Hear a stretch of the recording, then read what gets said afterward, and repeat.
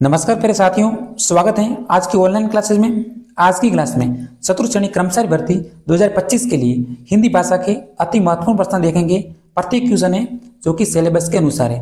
चतुर्थ श्रेणी भर्ती में कुल हिंदी भाषा के 20 क्वेश्चन है जो कि पूछे जाएंगे। तो आज की जो हमारी क्लास है कुल 20 क्वेश्चन की होने वाली है और इस क्लास में आपको 15 प्लस क्वेश्चन है जो कि आंसर बताने हैं। शुरुआत करेंगे हम प्रथम क्वेश्चन से। भारत में हिंदी दिवस प्रतिवर्ष कब मनाया जाता है? ऑप्शन है 16 सितंबर, 11 जुलाई, 14 सितंबर या फिर 5 जून। जल्दी से आंसर बताइए। हम लोग करते हैं ऑप्शन नंबर सी को, जो कि हमारा राइट आंसर है। भारत में हिंदी दिवस प्रतिवर्ष 14 सितंबर को मनाया जाता है। उसके बाद विश्व हिंदी दिवस, तो वो मनाया जाता है 10 जनवरी को। ये दो क्वेश्चन है जो कि आपको याद रखने हैं। अब देखते हैं अगला क्वेश्चन। क्वेश्चन नंबर 2 है, हिंदी वर्णमाला में कुल वर्णों की संख्या कितनी होती है? कुल वर्णों की संख्या 11, 33, 44 या फिर 52। तो हम लोग करते हैं ऑप्शन नंबर डी को, जो कि हमारा राइट आंसर है। हिंदी वर्णमाला में कुल वर्णों की संख्या होती है वो होती 52। अगर हमारा क्वेश्चन होता कि हिंदी वर्णमाला में वर्णों की संख्या कितनी होती है तो हमारा राइट आंसर होता 44। लेकिन कुल वर्णों की संख्या होती है वो होती 52, जिसमें 11 स्वर होते हैं, 33 व्यंजन होते हैं, 2 उत्सिप्त हैं, 2 अयोगवा हैं और 5 हैं, 4 हैं जो कि हमारे संयुक्त व्यंजन। कुल मिला के कुल वर्णों की संख्या हुई वो हुई 52 और वर्णों की संख्या हुई वो हुई 44। अब देखते हैं क्वेश्चन नंबर 3। निम्नलिखित में से तद्भव शब्द कौन सा है? तद्भव, इसका आपको अर्थ मालूम होना चाहिए तभी आप राइट आंसर दे सकेंगे, क्योंकि तद्भव और तत्सम ये आपके सिलेबस में शामिल है। यहाँ तो 2 क्वेश्चन पूछ जाएंगे या फिर 3 क्वेश्चन। तो देखिए, तद्भव यानी हिंदी भाषा का शब्द, इन ऑप्शन में से 3 शब्द हैं जो कि संस्कृत भाषा का शब्द है और 1 शब्द है वो हमारा हिंदी भाषा का शब्द है। तो आंसर जल्दी से बताना है। तृण शब्द दे रखा है, कर्ण शब्द दे रखा है, मनुष्य दे रखा है और ऊंट दे रखा है। इनमें एक हिंदी भाषा का शब्द है, वह कौन सा है? तो हम लोग करते हैं ऑप्शन नंबर डी को, ऊंट। देखिए, ऊंट शब्द है एक हिंदी भाषा का शब्द है, संस्कृत में इसे ऊष्ट बोलते हैं, इसलिए हमारा राइट आंसर हुआ। बाकी देखिए, तृण, तृण एक संस्कृत भाषा का शब्द है, हिंदी में तिनका बोलते हैं। कर्ण, कर्ण एक संस्कृत भाषा का शब्द है, हिंदी में कान बोलते हैं। मनुष्य, मनुष्य एक संस्कृत भाषा का शब्द है और हिंदी में इसे मानुष बोलते हैं। तो इसलिए हमारा राइट आंसर हुआ ऑप्शन नंबर डी। अब देखते हैं क्वेश्चन नंबर 4। निम्न में से तत्सम शब्द का उदाहरण कौन सा? हमें कंफ्यूजन नहीं होना, तत्सम और तद्भव, ये हमारा तत्सम। तत्सम यानी संस्कृत भाषा के समान शब्द, तत्सम। तो इनमें से एक संस्कृत भाषा का शब्द कौन सा है? पहले वाले क्वेश्चन में हमने समझा कि हिंदी भाषा का शब्द कौन सा था। इस क्वेश्चन में है कि संस्कृत भाषा का शब्द वह कौन सा है। तृण दे रखा है, ऊंट दे रखा है, खेत दे रखा है और मानुष दे रखा है। और पहचान करिए। तो हम लोग करते हैं ऑप्शन नंबर ए को, जो कि मेरा राइट आंसर है तृण। तृण एक संस्कृत भाषा के समान शब्द है या फिर संस्कृत भाषा का शब्द है, हिंदी में इसके तिनका बोलते हैं। बाकी ऊंट एक हिंदी भाषा का है, खेत भी हिंदी भाषा का है और मानुष भी हिंदी भाषा का शब्द है। तो ऑप्शन नंबर ए को हमें लॉक करना है, हमारा राइट आंसर है। सभी साथी क्लास पर अंत तक बने रहना है। क्लास हमारी पसंद लगे तो लाइक और सब्सक्राइब जरूर कर देना है। क्वेश्चन नंबर 5 है, रूबल किस भाषा का शब्द है? रूबल, क्वेश्चन नंबर 5 है हमारा, रूबल किस भाषा का शब्द है? सिलेबस में यह टॉपिक शामिल है। यूनानी, डच भाषा का, रूसी भाषा का या फिर चीनी भाषा के। तो एक बार विदेशी भाषा के शब्द आप जरूर याद रखना, सिलेबस में शामिल है टॉपिक्स। तो रूबल का पूछा है तो हमारा राइट आंसर है ऑप्शन नंबर सी, रूसी भाषा का शब्द है। क्योंकि आपने नाम सुना होगा रूबल, एक रूसी भाषा की मुद्रा का नाम है। दूसरा एक रूसी भाषा का शब्द है जो कि फेमस है, वो है स्पुतनिक। तो 2 शब्द हैं जो कि आपको याद रखना है। तो ऑप्शन नंबर सी है जो कि हमारा राइट आंसर है। अगला क्वेश्चन, क्वेश्चन नंबर 6 देखते हैं। वे शब्द जो वर्षों से एक ही अर्थ में प्रयुक्त हो गए वे क्या कहलाते हैं?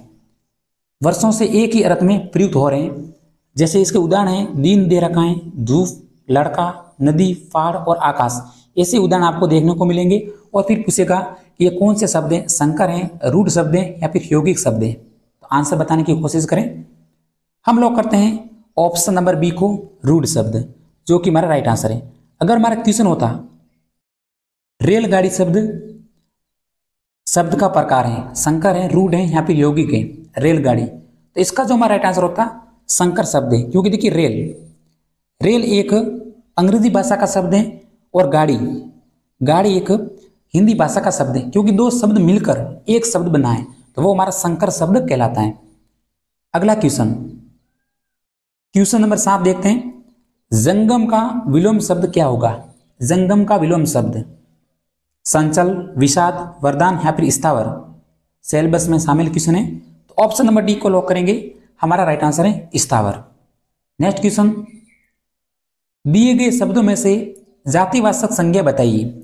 जातिवाचक संज्ञा 3 प्रकार है, पूछेंगे, जातिवाचक, व्यक्तिवाचक और भाववाचक।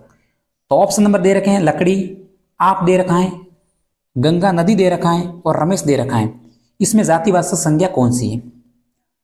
तो आप सब देख, सर्वनाम का उदाहरण है गंगा नदी, ये एक हमारी व्यक्तिवाचक संज्ञा है। रमेश, रमेश एक व्यक्तिवाचक संज्ञा है। तो हमारा राइट आंसर है ऑप्शन नंबर ए, लकड़ी, जो कि एक जातिवाचक संज्ञा है। उसके बाद है ये जो सभी उदाहरण दिखाई दे रहे हैं, नदी, नदी एक जातिवाचक संज्ञा का उदाहरण है। झील, पहाड़, देश, जिला, शहर और विद्यालय, ये सभी जो उदाहरण है जातिवाचक संज्ञा का है। अगर हमारा क्वेश्चन होता गंगा नदी, नदी शब्द एक जातिवाचक संज्ञा है और गंगा नदी पूरा नाम जुड़ा हुआ है तो हमारा व्यक्तिवाचक संज्ञा है। देश, देश एक जातिवाचक संज्ञा है। अगर भारत देश पूरा नाम होता भारत देश तो वो हमारी एक व्यक्तिवाचक संज्ञा का उदाहरण बनता है। अब देखते हैं नेक्स्ट क्वेश्चन, क्वेश्चन नंबर 9, खूब मन लगाकर पढ़ो। खाली जगह दे रखी है, फिर पूछा है कि परीक्षा में प्रथम आओ, रिक्त स्थान में उचित अवयव कौन सा है? अवयव आपको भरना है, खूब मन लगाकर पढ़ो ताकि परीक्षा में प्रथम स्थान आओ। तो इसमें जो हमारा अवयव है वो है ऑप्शन नंबर ए, जो कि हमारा राइट आंसर है ताकि। नेक्स्ट क्वेश्चन, क्वेश्चन नंबर 10, कपोत का पर्यायवाची शब्द नहीं। एक कपोत का पर्यायवाची शब्द है, कौन सा नहीं है? हारित, परेवा, महाग्रीव या फिर पारावत। एग्जाम में 5 बार क्वेश्चन है जो कि पूछा जा चुका है। तो हम लोग करते हैं ऑप्शन नंबर सी को, जो कि हमारा राइट आंसर है महाग्रीव। महाग्रीव एक ऊंट का पर्यायवाची शब्द है। वैसे इसका संबंध महाग्रीव यानी लंबी गर्दन से, ऊंट की जो हमारी लंबी गर्दन होती है उसके हिसाब से जो महाग्रीव शब्द है ये ऊंट का पर्यायवाची शब्द है, न कि कपोत का।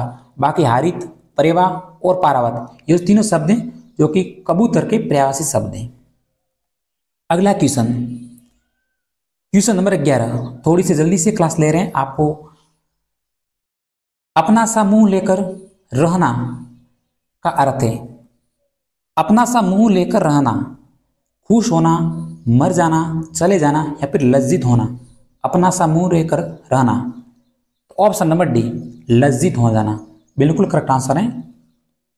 नेक्स्ट क्वेश्चन, क्वेश्चन नंबर 12, वे शब्दांश जो शब्द के आगे जुड़कर शब्द का अर्थ बदल देते हैं वे क्या कहलाते हैं? शब्द के पहले जुड़कर शब्द का अर्थ बदल देते हैं, कौन सा ऑप्शन है? तो हम लॉक करते हैं ऑप्शन नंबर सी को, उपसर्ग। जैसे अति प्रिय, इसमें जो हमारा अति शब्द है वो उपसर्ग है। अकाज में अ शब्द है, ये हमारा उपसर्ग है और ये शब्द के आगे जुड़ा है तो वो हमारा कहलाता है उपसर्ग। ऑप्शन नंबर सी, उपसर्ग से संबंधित क्वेश्चन बनेगा आपके एग्जाम्स में, एक क्वेश्चन या फिर 2 क्वेश्चन। ससेरा शब्द में प्रयुक्त प्रत्यय कौन सा है? ससेरा शब्द दे रखा है और प्रत्यय का पूछा है, कौन सा प्रत्यय है? तो हम लॉक करते हैं ऑप्शन नंबर सी को, एरा प्रत्यय। हमारा राइट आंसर है option number C. Question number 14, देवरानी में मूल शब्द कौन सा है? देवरानी शब्द दे रखा है और इसमें पूछा है मूल शब्द। आनी है, देवर है, देव है या फिर ई है। तो इसमें जो हमारा मूल शब्द है वो है देवर। ऑप्शन नंबर बी को लॉक करेंगे, हमारा राइट आंसर है। क्लास पर अंत तक बने रहना है, क्लास को स्किप नहीं करना है। क्वेश्चन नंबर 15, रचना के आधार पर वाक्य के भेद कितने होते हैं? रचना के आधार पर पूछा है वाक्य के प्रकार, 2, 3, 5 या फिर 8। हम लोग करते हैं ऑप्शन नंबर बी को, 3 होते हैं, सरल वाक्य, साधारण वाक्य और मिश्र वाक्य। तो रचना के आधार पर जो वाक्य के प्रकार हुए वो हुए 3, option number B. Next question, question number 16, चांद का पर्यायवाची शब्द नहीं है। चांद का पर्यायवाची शब्द विदु, सुधाकर, भानु या फिर चंद्रमा। 4 ऑप्शन दे रखे हैं, एक हमारा आंसर है, वो कौन सा है जो कि चांद का पर्यायवाची शब्द नहीं है। तो हम लॉक कर देते हैं ऑप्शन नंबर सी को, भानु। दिन, दिवाकर, भानु, भास्कर, ये जो शब्द होते हैं ये दिन के पर्यायवाची शब्द होते हैं। तो ऑप्शन नंबर सी, दिन, दिवाकर, भानु, भास्कर दिन के पर्यायवाची शब्द होते हैं। बाकी विदु, सुधाकर और चंद्रमा ये सभी जो पर्यायवाची शब्द हैं ये होते हैं हमारे चांद के। तो option number C. Question number 17, निम्न में से शुद्ध शब्द कौन सा है? शुद्ध शब्द पहचान करिए। अतिथि, उज्जवल, उज्जवल या फिर रचयिता। शुद्ध शब्द अतिथि, इसमें जो थी की मात्रा होती है ये छोटी होती है। ऑप्शन में बड़ी दे रखा है, ये हमारा अशुद्ध हो गया। उसके बाद उज्जवल, ये भी अशुद्ध है। हम लॉक करते हैं ऑप्शन नंबर सी को, उज्जवल, जिसमें दो जो होते हैं वो छोटे होते हैं और ये शब्द कई बार एग्जाम्स में पूछा जाता है। उसके बाद है रचयिता, ये हमारा अशुद्ध शब्द है। अशुद्ध शब्द है रचयिता, ये हमारा शुद्ध शब्द है, इसमें यह मात्रा नहीं होगी, रचयिता इस तरह से होगा। तो option number C. Next question, question number 18, कमर कसना मुहावरे का सही अर्थ बताइए। कमर कसना, 4 ऑप्शन दे रखे हैं, आंसर आपको बताना है। तो हम लॉक करते हैं ऑप्शन नंबर डी को, तैयार रहना, जो कि हमारा राइट आंसर है। Option number D. Question number 19, जिसकी लाठी उसकी भैंस, लोकोक्ति का सही अर्थ बताने की कोशिश करें।